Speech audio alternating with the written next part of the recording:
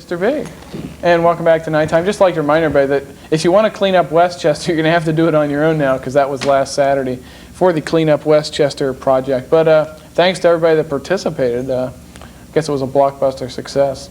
And now we're going to talk more about music. We now have a second microphone, so we'll be able to hear a little bit better. And what was the song that they played in the break? Was that Agent? That was Dirty Boys. Dirty Boys. Yeah. Tell us a little bit about Dirty Boys. Well, that song's got a little story behind it. It's like our Hollywood, we call it our Hollywood's Good Boys Gone Bad song. Like when we first came out here, we were like Mama's Boys from the East Coast. We weren't, we were like clean and all, but after being in Hollywood for a little while, we started, getting into what's going on here and stuff. So it's kind of how Dirty Boys evolved. So we're down and Dirty Boys. All right? It's what Hollywood did to Agent Zero. Right? Had no choice. Now that's what Agent Zero is going to do to Hollywood. Couldn't fight it. Yeah. So who wrote the words and the music for that? Me and him actually wrote both the words for it, and Chuck wrote the music for it. What are some of the other things that you're going to shoot for in the next year or so? Get signed. We're going to get signed. We've also got we've got like a 5-state tour coming up within the next 3 to 4 months. We'll be playing Fresno, Arizona, Utah, Canada possibly, and maybe even Hawaii. That's only if we get the hula skirts made. In time. That's only if we get the hula skirts made in time. Okay. And of course, you're not going to take the tour bus to Hawaii, is it? No, we tried that already once. We got as far as Catalina. Yeah, you need to take scuba gear for that. We have tapes.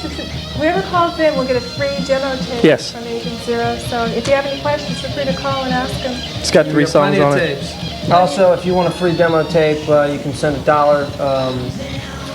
to pay for postage to our address if they flash it up there again, and we'll send you a free demo tape. We do that. We've given out about 1,500 tapes. That was one of our PR campaigns. We gave out like about 1,500 tapes over the last several months to get people to come into the shows, and it's worked well. It's got people to come to the shows.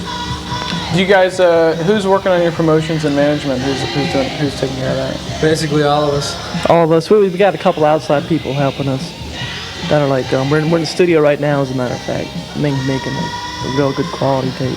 24 tracks. Well, we're dealing with a couple of different outside people that are helping us out, but mostly it comes down to the band. We're out there pounding the pavement every weekend, promoting the band, giving out flyers, giving out Hunting tapes. lips. Hunting lips. It's a lot harder than you think. It's a lot harder than I thought. That's right. We want your lips. Your lips now. You got it.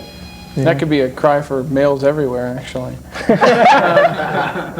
I'd just like each of you to take turns with the microphone and just tell a little about who inspired you, who are your heroes. You talked a little early about Alice Cooper and that, but just each of you speak a little bit about, who you admire and that kind of thing. As your guitar player, say main influences, a little older stuff, Ronnie Montrose, Michael Schenker, stuff from old UFO. There's a lot of instrumental players, Vinnie Moore, Tony McAlpine, are really good now. That's what inspires me, but a lot of the good commercial rock bands, Motley Crue, Aerosmith, stuff like that. That's what we're looking for. I like that. It's good, fun time, party music. Okay, Chuck, we have to interrupt you because we have a caller for the band. Go ahead. What's your question for the band? Hey, how do you guys feel about the bad publicity metal's gotten in recent years? What do you think about the TV shows and stuff that have been done about it? I mean, the bad publicity is always going to go with metal because of the image that metal musicians have. They're always going to have that party image. Everybody stereotypes rock musicians. I happen to work for AT&T, and Can you say that? I don't know. Can I say his name? We have to say. I said it now. We have to say Sprint and MCI at the same time. Okay. Sprint and MCI. No, but I mean, you wouldn't. People looking at me wouldn't think I worked for a prestigious corporation like an AT&T or MCI or.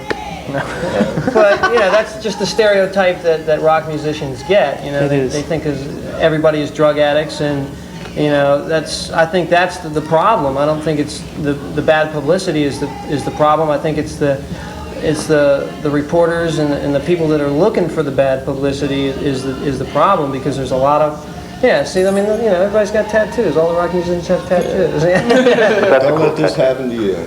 Right, but I mean, We're the ones your mother warned you about. yeah, but I mean, I think that's the deal. I think that. And neither of you guys like the taste of chicken or dove or anything like that. No, we're all vegetarians. I mean, Definitely not chicken pop. No, Jimmy's actually endorsed by 7-Elevens. yeah, he is amped in any mark.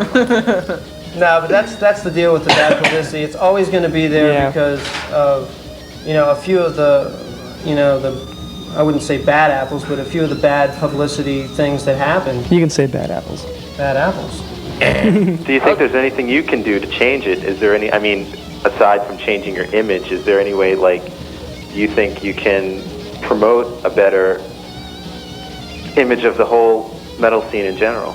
Yeah, well, I mean, we not changing your dress, not changing, you know. Yeah, we could try that, but I mean, it's more like we're doing what we want to do, you know, and we have enough people that like what we're doing, and I still don't think that's going to take effect. They might censor the albums, which I hear they're doing now, but I mean, it's what we want to do, and if we change what we're doing, we can't give 100%. So It's all being in a position to do that as well. You know, if we're in a position to have that kind of influence, you know. If it's something we believe in, we would definitely something do we it. believed in, you know, we would try. But you know, you got to be yourself too. You can't go out there and be false because people will see right through that. Exactly. yeah. Okay, well, thanks for calling. Give your address to Bob on the telephone, and we'll send you a demo tape. Who are some of your drum heroes? Oh, well, early it used to be Neil Peart from Rush a long time ago, and then I always thought, growing up, I thought I had to have a monstrous set of drums in order to, in order to be like, for people to look at you and say, well, he must be a capable drummer. He's got a monstrous set. But then as you progress, you learn that it's really not what you have, it's what you can do with it. And then, so more recently to date, more of my influences like towards Tommy Aldridge, who played with Ozzy Osbourne and a lot of the other top name bands. But it's kind of like you take what you listen to and use that to your advantage and kind of make up your own style, which is basically what I've done. What do you think about the infusion of like technology and it's not real drums a lot of times anymore. It's electronics. I really feel I have a pretty biased opinion of that, being a drummer. You know, if they want to, I mean, if you want to play keyboards, play keyboards. Or if you want to play drums, play drums. And but I have to go along with it in certain aspects because it has a lot to do with making your sound better with the advances in technology. You know, like if this doesn't sound good or that doesn't sound good, you can use this and make it sound a little better, which I really can't complain, to tell you the truth, because it does a lot to help you progress your sound. And the drummer for Def Leppard, I don't know his name, but he's got one arm now. What do you think of that? Would you ever think that was possible? Yeah, well, and before that happened, no, but I have to envy the guy for sticking it out and really, you know, envy the band, for sticking with him, because I mean that's one thing. I mean that's one thing about bands out here. It's like if any band in LA was to lose a drummer because he lost an arm, they would find another drummer in less than a week. But they've already told me before the show they signed a pact that if you ever lose your arm, you're out. History. That's not all. They didn't tell you the whole story. One finger or two. Yeah, they won't even bail me out of jail. And you know that for a fact because it's happened before. They do it once. No, but Never twice. You know, it's you just have to. My heart goes out to them for just sticking with it, because that's something. I mean, when it's like being put up a tree. You know, if a bear chases you up a tree, sooner or later you got to come down. You know, I have to envy the guy. Analogy. Yeah. Analogy. Good class. What does analogy mean? Call in. Got a Webster's? So Mike, who are some of your bass heroes? Now I was reading the sheet that said bass. You fish for bass or do you play bass? No, I fish for bass. No. He fishes for bass and he plays that 4-string thing. Yeah. No, I like John Entwistle. That's probably the main influence. Now, are you real calm on stage, or are you? Definitely not. Because almost every band you think of their bass player as like a statue and all his moves are his Because fingers. those are the bands that he watched growing up. And said, I don't want to be like that. On the contrary, they have to calm me down. Actually, I go a little too spastic sometimes because I just. He's get into endorsed it. by Valium. Yeah. No, that's what I like to do. I mean, that's one of the reasons why I probably stuck to bass was because it gave me the ability to perform a little bit better because I could move around more. And I just like the way the bass grooves. Just John Paul Jones is another big influence from Led Zeppelin. That's the two main influences. Okay. Keith, heroes. We know Debbie Boone is one, but we want to go with the males now. Debbie Boone, Pat Pat Boone. Pat Boone is the one. I've actually had a few minutes to think about this, and there really isn't anybody. I like so many people, and I think it's a little different for a vocalist because, I mean, you can try and sound like somebody, but I think once you're playing for a year or so, you develop your own style. But I mean, I consider name just hundreds of people that I like, but it just. And Pat Boone would never come up. Pat. No, actually, we got to be nice to Pat because he was in the hospital earlier this week. That's true. So That's we should true. stop talking We've had about a it. couple songs. That's true. Yeah. Definitely. We're actually thinking about covering one of Pat's tunes. As a matter of fact, yeah. You light up my beer. Yeah.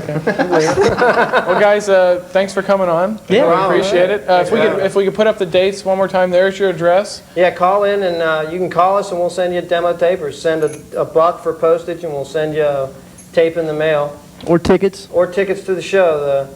I think the tickets for the October 7th show are $4. And the tickets for the October 27th show are like $5.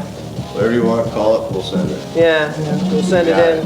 Or if you want to send in your lip prints, mail it to that address. Or your lip Yeah, prints, send it in Or any other immediately. prints, Yeah, we're taking on.